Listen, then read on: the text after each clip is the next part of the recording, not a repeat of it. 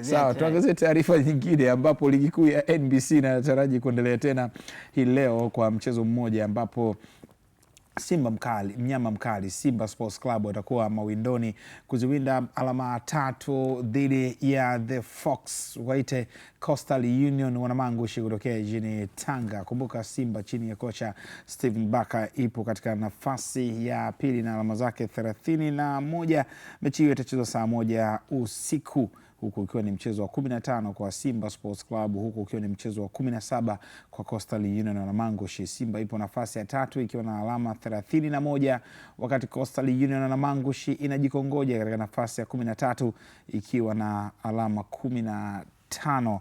Ni mechi nyingine tena nzuri ya kuona mbinu za mwalimu Mohamed Muya dhidi ya Steven Baka. Ni mechi ya kwanza ambao wanakutana msimu huu.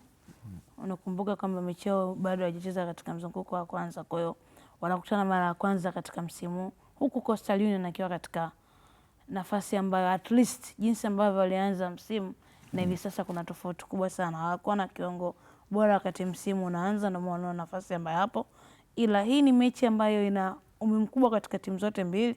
Natamani kuona Muya ataingia katika mchezo huu kwa kile ambacho amekionyesha kwa mechi za hivi karibuni, hasa ubora wa wachezaji wake kama Makambo. Unaiwaza aingiaje awe salama? Cha kwanza akubali kuwa second team kiwanjani.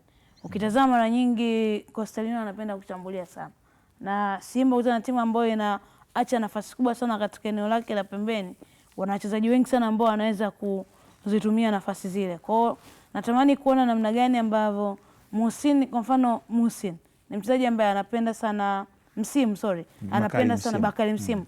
Anapenda sana kushambulia zaidi. Natamani leo kumuona namna gani ambavyo akitana winga mwenzie ambaye naye pia anapenda kutembea itakuwa katika hali gani. Hii ni mechi ambayo Coastal Union lazima wakubali kuwa second team kiwanjani, wakubali kufanya kazi kubwa sana ya kiulinzi, kwa sababu anza na timu ambayo nayo pia mahitaji yao ni makubwa, wanahitaji kupata alama 3. Kwa hiyo kuna mechi ngumu sana, mmoja akipambana kule chini kuzidi kujitoa katika nafasi ya kucheza playoff, huku mmoja akipambana katika kurejea katika nafasi ya pili.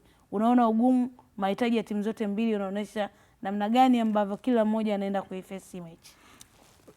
Na Michael, tuangalie katika technical aspects Coastal Union. Ukiniambia Coastal ya misimu kadhaa ambayo ilikuwa bora, tasema kuna ile akina Hans Masudi Msonga, huku na Hassan Kibairo, katikati una Ibrahim Ame, una Bakari Nondo Mwamnyeto, wakina baadaye sasa ikaja hiyo akina Chambo, ikaja Ayubu Lianga, akina Sopu, Victor Akpan, Mubarak Hamza, Mudathiri Saidi, Costa. Lakini ukiangalia Coast ya sasa ina watu wakina Grad Kialalasa, Triple G, unashiza Kichuya, una Bakari Msimu, unaona energy ya Bakari Msimu, una Mabad, una Athmani Makambo, unaona kwamba mtu ambaye ana push na nini na kadhalika. Game ina gani tunaenda kuiona? Thomas Ulimwengu. Thomas Ulimwengu, ndugu yangu. Wasemaje? Tunaenda kuona game ina gani kwa mtu ambaye anaisubiri hii game?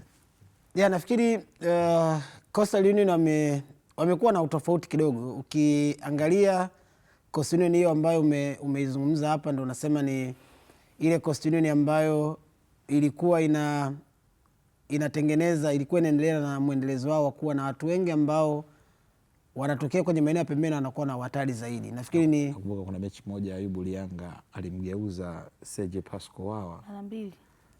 Nadhani ile safari ya Wawa ndio imeisha. Mara 3. Sasa hiyo ilikuwa ni Coastal ambayo watu wengi ambao, yani Coastal alikuwa anaweza akacheza bila kuwa na mshambuliaji ambaye ni tishio sana, lakini bado wakakuadhibu. Ni kwa sababu walikuwa tayari wao wameshitengenezea mizizi kwamba sisi kwenye maeneo ya pembeni tutakuwa na watu ambao ni hatari, watakuja watatupa faida kwenye nyakati nyingi ambazo tutakwenda kushambulia. Kwa sasa ukijaribu kuangalia timu ina mawinga wawili ambao mara nyingi mwalimu amekuwa akitumia, Shiza pamoja na Bakari Msimu, ambao ukiangalia kwa tabia za kiuchezaji wanaweza kawa wanatofutana kidogo, kwa sababu Msimu ni winga ambaye ana kasi, bado ana energy ya kuweza kukupa vitu vingi kiwanjani akiwa anacheza. hata wakati ambao utamhitaji kufanya zaidi ya kile ambacho pengine mpango wa timu unamtaka kufanya, anaweza akakupa hicho kitu. Lakini nimemwona hapo Geoffrey Manyasi. Geoffrey Manyasi kiongozi kabisa kwenye eneo la kiungo, mmoja kati ya wachezaji ambao inawezekana ukiwa unaangalia ubora ambao anaanza kutengeneza tena kwa mara nyingine, mtu kama Grayson Golala Kiala kwenye eneo la kiungo unatokana na kazi nzuri ambayo anaifanya Geoffrey Manyasi, kuwapa hiyo bima kwamba mimi niko hapa kwa ajili ya kuwalinda. Sasa ukiangalia kwa Coastal Union kwa jinsi ambavyo timu inacheza, kitu ambacho kinatokea ni kwamba kwenye kipindi cha hivi karibuni Muya mwenyewe pia amepitia kwenye vipindi vya kupanda na kushuka, hasa kwenye eneo la matokeo ya mwisho ambayo anayapata kwenye mechi. Kwa hiyo imekuwa ni timu ambayo ni kama kuna muda unaona ina struggle hivi kwenye matokeo ambayo anayapata, kitu ambacho kinamfanya mwalimu pia kuona muda gani ambao anaweza akawa na wachezaji hao, muda gani ambao anaweza akawa na wachezaji wengine.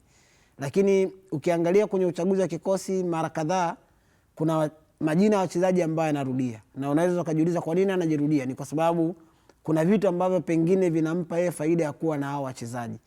Au tegemee kuiona Coast ambayo itakuwa muda mwingi inaenda kuwa offensive dhidi ya Simba, lakini ni kwa sababu ya aina ya watu ambao wako nao na kile ambacho anategemea ukitoa kiwanjani. Basically unategemea kuwa na namba ndogo kabisa kwenye nyakati nyingi kiwanjani kwenye eneo la kiungo. Kuwe na wachezaji watatu ambao unamtaja Manyasi, Triple G pamoja na Kiala. Ambao pengine unategemea kuona muda mwingi kwenye eneo la kiungo watakuwa wanacheza kwenye hilo eneo.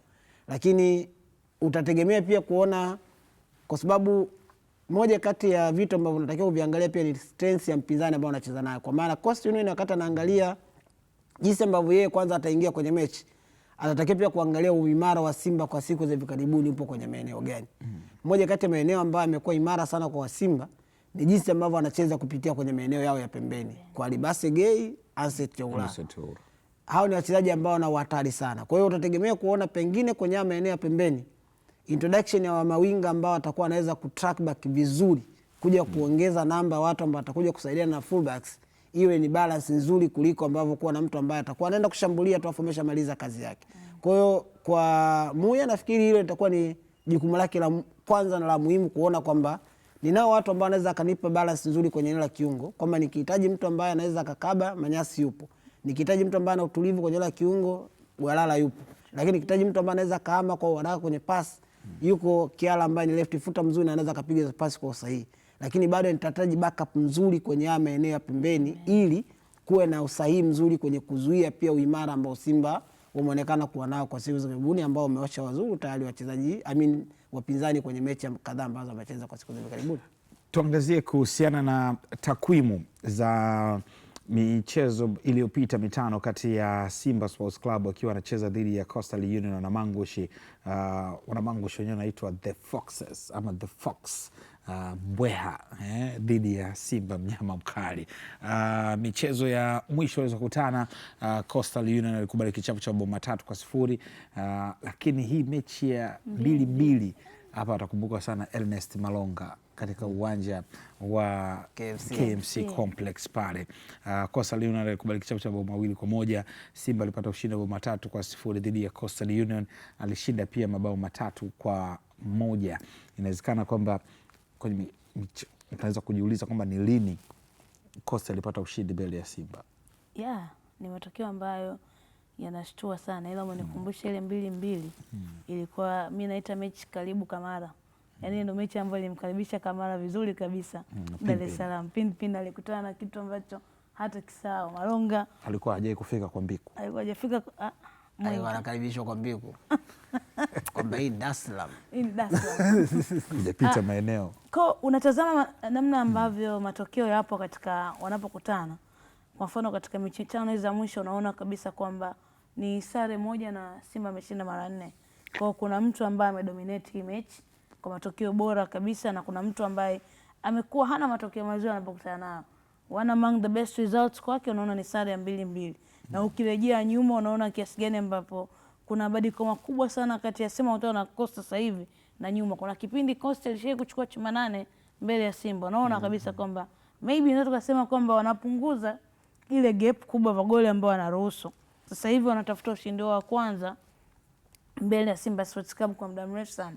Inawezekana ikawa ni kipindi kigumu sana kwao kupata ushindi huo, kwa sababu kama nilivyozungumza mwanzo, unaitazama Coast nafasi ambayo wapo, hawajawa na matokeo mazuri. Imekuwa ni timu ambao wana ups and down nyingi sana, yani kuna siku ambao wanamka vizuri, kuna siku unaona matokeo yanakuwa mabaya kwao. Unaitazama Simba ambayo hivi sasa inawezekana nikasema kwamba wamekutana na Simba katika kipindi kigumu sana kwao. Ni Simba ambao at least unaona ile stability, unaona namna gani ambavyo at least kocha amepata kile first 11 yake. Aliwahi kusema siku moja Pep Guardiola, unajua first 11 sio kwa wachezaji 11 ambao wanaanza kila siku, ila first 11 ni kuwa at least na wachezaji 8 ambao unajua kabisa kwamba in and out utawapata mara nyingi sana katika kikosi. Kwa hivi karibuni Steve Barker, yes, amekuwa na rotation mara kwa mara. Angalia eneo lake la ulinzi, amekuwa ni eneo ambalo liko compact, wachezaji ambao wanaonekana kabisa.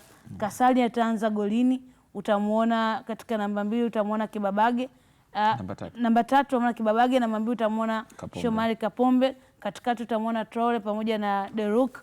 Kwa ni vitu ambavyo amekuwa at least amepata ile first 11, yani cream sahihi. Na hivi sasa mechi nyingi ambazo Simba wanacheza, unaona namna gani ambavyo wamekuwa kiwapa wakati mgumu sana wachezaji wa timu pinzani. The style of play wamekuwa bora katika kushambulia, na moja ya kitu ambacho wameweza kuboresha zaidi hata katika namna ambavyo wanajilinda. Kwa hiyo ni mechi ngumu sana kwa Coastal Union, na ni mechi ambayo wanahitaji ubora zaidi wa Wilbord Maseke ambaye amekuwa goalkeeper namba 1 wa Coastal Union. Lazima mechi ya leo awe katika his A game, kwa sababu yeye ni mtu ambaye naamini atasalimiwa mara nyingi sana. Simba wanacheza sana katika eneo lake, lazima wawe katika A game, na eneo lake zima la ulinzi lazima wajitume ipasavyo, kwa sababu ni mechi ambayo dhahiri shell watakubali kuwa second team kiwanjani, kwa sababu wao ndio watabidi waweze kufanya kazi ya ziada kulingana na quality ambayo Simba wako nao katika kikosi. Sasa bwana, kuna kitu mimi nimekumbuka. Unajua hivyo ni Maseke, kuna siku bwana aliwahi kunipiga na mpira bwana uwanja Azam Complex. Nageuka, wanafanya mazoezi, mpira wa kifua. Nikuja kuzinduka niko pale sehemu ya daktari. Kwa hiyo nimekumbuka, nimecheka sana. Pole sana. Kwa uchache sana, unamshauri nini Muya in tactical approach kwa Steve Barker? Tunajua kwamba Simba ni first team. Muya kujipambanua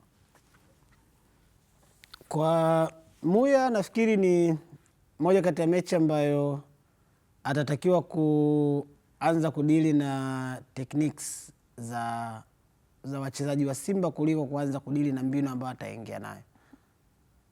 Ukiangalia sawa, na kulinda mimi hapa mwenyekiti. Sawa, nashukuru mwenyekiti, uwepo wako ni muhimu sana kwenye meza hii. Nasema hivi kwa sababu ukijaribu kuangalia moja kati ya vitu ambavyo Simba kwa siku za hivi karibuni imekuwa ni uimara wao, ni kuwa na watu ambao kwenye eneo la kiufundi binafsi wao wenyewe wanaweza akakupa wakati mgumu kiwanjani.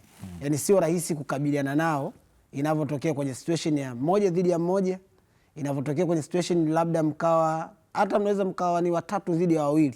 Yaani ukikutana nao wanaweza akakubiti kwa sababu ya technicalities ambazo wako nazo, kwa maana ya na siku za hivi karibuni Simba wanakuwa wanachezesha bila ya striker, pure striker, bila striker ambaye anasimama moja kwa moja pale juu. Kwa hiyo ni kwa sababu pia na aina ya uchezaji ni possession game ambayo ukimweka kiungo kwenye eneo la juu maana yake anakupa faida kwamba utapossess, yeye pia mkimpa mpira mnahakika kwamba bado tuendelee kucheza. Kwa hiyo kwenye eneo la kiufundi wa mchezaji mmoja mmoja, unaona kile ambacho wako nacho wachezaji, unatakiwa kuwa na backup nzuri ya mtu ambaye anaenda kufanya pressing kwenye eneo ambalo mchezaji anaenda kuwa na mpira. Kwa hiyo backup sasa natakiwa tu wewe uwe na namba kubwa ya wachezaji kwenye matukio mengi ambayo utakuwa unafanyia kazi.